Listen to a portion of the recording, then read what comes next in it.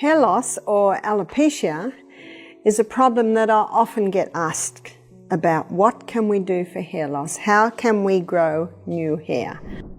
This is Barbara O'Neill, a famous health expert known worldwide. She strongly supports holistic and natural health, with many testimonials backing her methods. In this video, Barbara will reveal the causes of hair loss, offer tips on how to prevent it, share natural remedies, and provide advice on achieving longer, healthier hair. So stay tuned. Well, first of all, we have to put the detective hat on and find out why there is hair loss. So what would be some of the most common causes of hair loss? Well, one friend of mine, she always dyed her hair. Her hair, she was showing grey hair from a very early age, and so from about the age of 30, she began to dye her hair. Now, you can get a hair dye made of henna, and henna is a plant that can dye your hair, and that is not toxic. But my friend did not use that one. She used a chemical hair dye, and little by little it was killing off her follicles where the hair grows. So it can be chemicals on the hair. Another friend of mine did not like her very curly hair, and so all her life, from probably about her late teens right up until her 50s, she straightened her hair. Now, the solutions that they use to straighten the hair, or for people with straight hair that want curly hair, it is a very toxic chemical. So what happens is, if a person wants to straighten their hair, what the hairdresser does is pull the hair over great big rods like that. And so the curly hair that's this curly, of course, gets pulled over them, and that straightens it. But if a person's got straight hair and they want curly hair, well, the rods are that big and they stretch the hair around and around and around. So whether it's to straighten the hair or whether it's to curl the hair, they put this toxic solution on. It's a strong chemical, and what it does is it breaks all the little joints in the hair, because hair has all these little joints like this.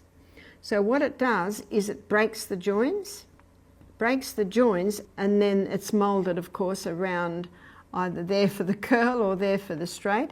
And then when all of those little bonds are broken and it's been stretched into a certain shape, they rinse off that chemical, and then they put another chemical on to set it. So to set the bonds together, and then that sets the hair structure as straight or as curly. So basically that's how the hair is permed. Proper nutrition is vital for healthy hair, and deficiencies in iron, zinc, biotin, or protein can lead to hair loss. Maintaining a diet rich in vitamins and minerals is essential. Certain medications for conditions like high blood pressure, cancer, or depression may also contribute to hair loss, so consult your doctor if you suspect this. Understanding these factors is key to adopting effective treatments and lifestyle changes for healthier hair. I have also seen in some areas where people braid their hair really, really tightly. You'll often see that they've got hair loss around here, where you've got that weight, you've got that constant weight on the hair, which can really just keep pulling the hair out, and then the follicles are damaged. So no matter how it happens, we must stop what is causing the damage. That's the first one. If you don't turn the tap off, you're still mopping up in the other corner. Sometimes I see hair loss in a hormonal imbalance. So if it's a hormonal imbalance, then the hormones must be balanced back again. Hair loss is often driven by hormonal changes. Fluctuations in hormones like testosterone can result in androgenetic alopecia, which causes hair thinning in both men and women. Disruptions in hormone levels during pregnancy, menopause, or due to thyroid disorders can also lead to increased hair shedding. Additionally, elevated cortisol levels from stress can cause temporary hair loss, which is called telogen effluvium. Sometimes high stress, if someone goes through a very stressful situation, one of the reactions can be hair loss. So what can you do to bring it back again? There's one more that I didn't mention, and that's anemia. If a person is anemic, it can cause hair loss. So what's anemic? Anemic means very low iron in the blood. And anemia can be caused because of heavy blood loss at period time. A lot of women suffer from that, and that can cause anemia, and the anemia can cause the hair loss. So to resolve that, again, watch my lecture on hormones, boost the progesterone, get the estrogen down, then there won't be the heavy blood loss every month, and the person won't be anemic anymore, and so again, the hair can grow. Another cause of anemia can be low hydrochloric acid, because iron is bound up in food and it needs acid to liberate it from food. So it's very important that the person ensure they have nice strong hydrochloric acid. A simple way to ensure that is to have a quarter of a teaspoon of cayenne pepper in a little bit of water before every meal. If you're finding that a little bit hard, you can have the juice of a lemon before every meal. Important to leave a break between meals. Important not to drink water with your meals because that dilutes the hydrochloric acid. Also important to have a very happy, relaxed environment at the meal table. I target those points in more detail on my lecture on the gut. So the causes of hair loss can be anemia, it can be high stress, it can be a hormonal imbalance, and it can be damage that's just physical damage that has been done to the hair follicles. Iron deficiency reduces hemoglobin production, reducing oxygen flow to cells, including hair follicles. Since follicles need oxygen and nutrients to grow, a lack of it weakens hair, making it thinner and prone to shedding. But what can you do to the scalp to encourage the hair to grow again? You can make a mix that you can put on your hair. And this mix is, let's make up the mix. So half a cup of coconut oil and half a cup of castor oil.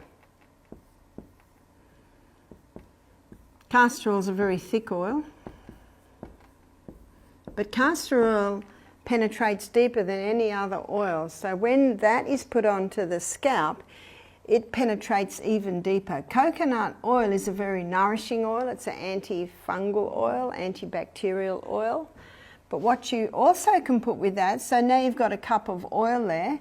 To that cup of oil, you can add 10 drops of rosemary essential oil. Rosemary is a herb that's specific for the scalp. Rosemary essential oil. So you could make up this mix in a jar and mix it very, very well, and maybe once a week you massage it into the scalp. Your hair will be very oily, of course, but you massage it into the scalp. Just even the massaging into the scalp stimulates blood supply to the hair follicles.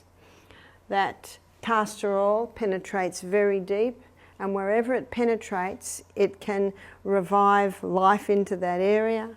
And the coconut also is a very nourishing oil, and the rosemary essential oil stimulates. Every herb stimulates different parts of the body, and this rosemary herb is specific for the scalp. The massaging, so leave it in as much as you can. Maybe you choose a Sunday when you may be going to be home all day. And at the end of the day, you wash out. Now you might need to put shampoo on a couple of times to get all that oil out. Just use a little bit of hot water and then a nice amount of shampoo. Also good to know is that hibiscus flowers help strengthen hair by providing essential vitamins, minerals, and amino acids that nourish the scalp and support healthy growth. To use, crush 3 to 4 flowers with coconut oil into a paste, apply it to your scalp and hair, and leave it for 30 minutes before rinsing. For best results, repeat this treatment once or twice a week. And if it's still a little bit greasy, maybe shampoo it again. Now that brings us to the shampoo. There's something that you must keep right away from, and it's called sodium lauryl sulfate. Sodium lauryl sulfate is what's in many shampoos.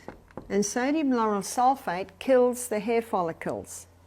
So it's important to take a magnifying glass into the shop and read the labels.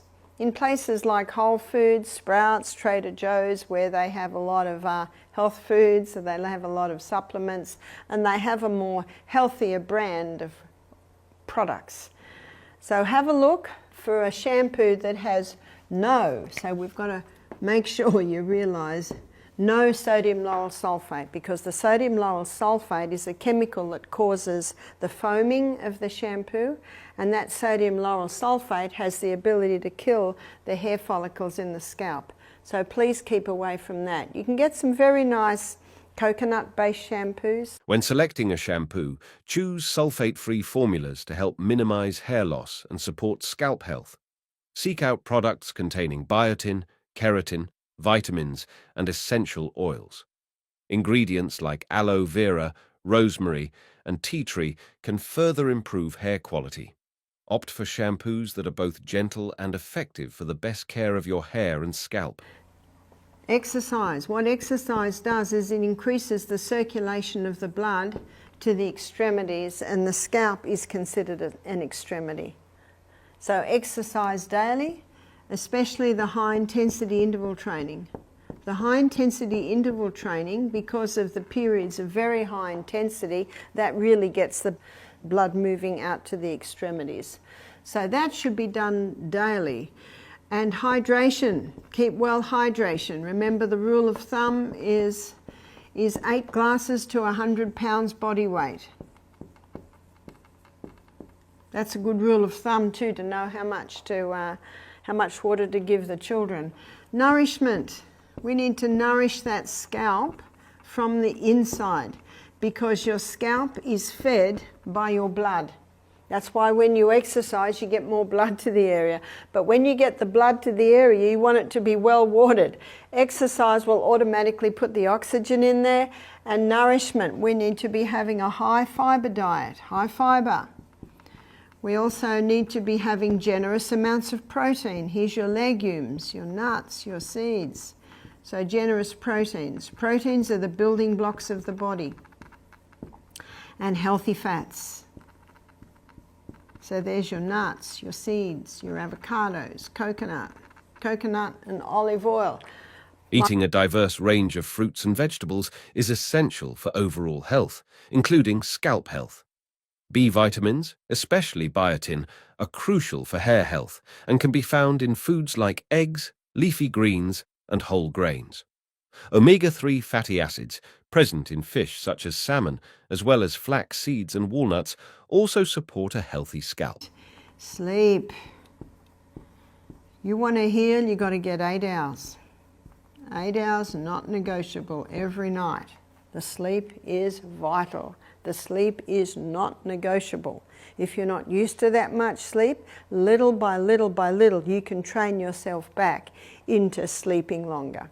Rome wasn't built in a day, but little by little by little, as you take those steps that are conducive to good sleep, breakfast like a king, lunch like a queen, light or no evening meal, going to bed early, soft lights, soft music, fresh air coming in, nice clean natural fibre sheets and pillows, all of this is conducive to a good night's sleep.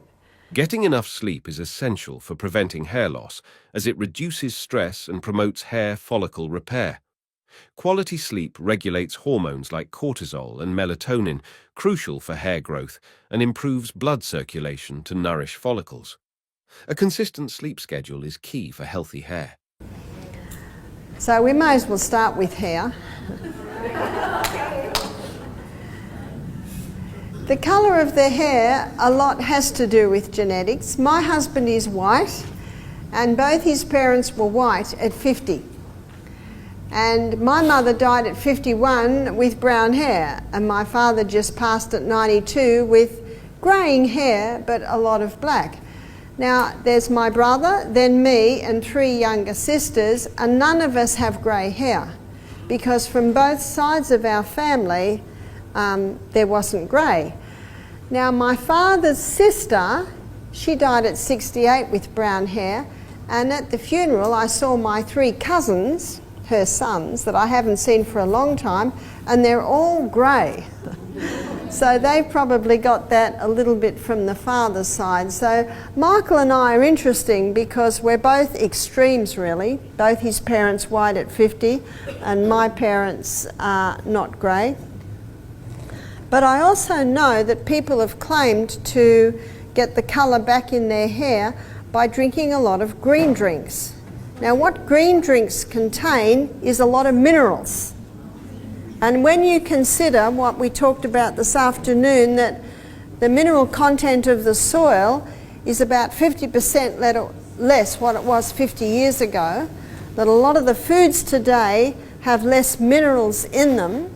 You see, in Australia, the soil is the plants are just put in year after year after year. What should happen is when a crop comes out of the ground, then the soil should be fed with rich compost, because every time a crop is in the ground, it's taking nutrients out. And if you don't replace the nutrients, then the next crop that's grown there is going to be nutrient deficient. So that makes sense, doesn't it? So really looking at agriculture is the only way to change the farming habits. And unfortunately, because there's big dollars made in big industry and growing lots of stuff and superphosphate, I don't know how that will ever turn around. But you can do the best you can. You can grow as much as you can, you can buy the best quality that you can, and you can have green drinks. So how do you have green drinks?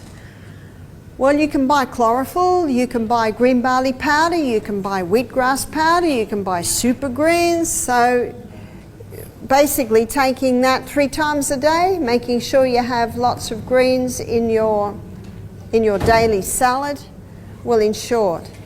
You don't lose the minerals when you cook your greens. You only lose your minerals if you throw the water away that you cook them in. What about dandruff? Dandruff can often happen when using shampoo with sodium lauryl sulfate. It can also happen when a person's on a high sugar diet, because that basically feeds the dandruff. So getting a better shampoo and doing a coconut oil rub or soak every month ideally, and also looking at your diet, because we are what we eat. And I have a book at home called Pure, White and Deadly, and the whole book is about sugar. And Dr. Yudkin, the author, he maintains that it should be banned. It is so dangerous. And we don't need to eat sugar because we've got honey and maple syrup. And you've got a sugar here on your islands, which is an excellent sugar. It's palm sugar or coconut sugar. It's just the crystallized nectar from the palm flower.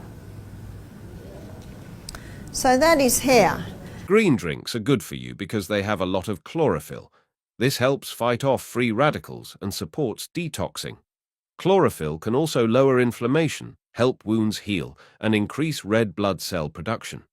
Plus, green drinks are full of important vitamins and minerals like A, C, K, and B vitamins, which are great for your health, immune system, and keeping your skin and hair healthy. Although green drinks won't stop your hair from turning grey, eating a diet rich in nutrients can help your hair by supporting melanin production and overall health. And that's it again for today, guys. I hope you found these insights helpful for promoting healthier hair and overall well-being. If you are suffering from hair loss or thinning, you can definitely do something about it by exploring the root causes provided by Barbara O'Neill. So if you have any questions or need further advice, please drop them in the comments below. Remember to like this video, subscribe to our channel for more valuable health tips, and explore our other videos for more ways to enhance your wellness journey. And as always, stay informed, stay healthy.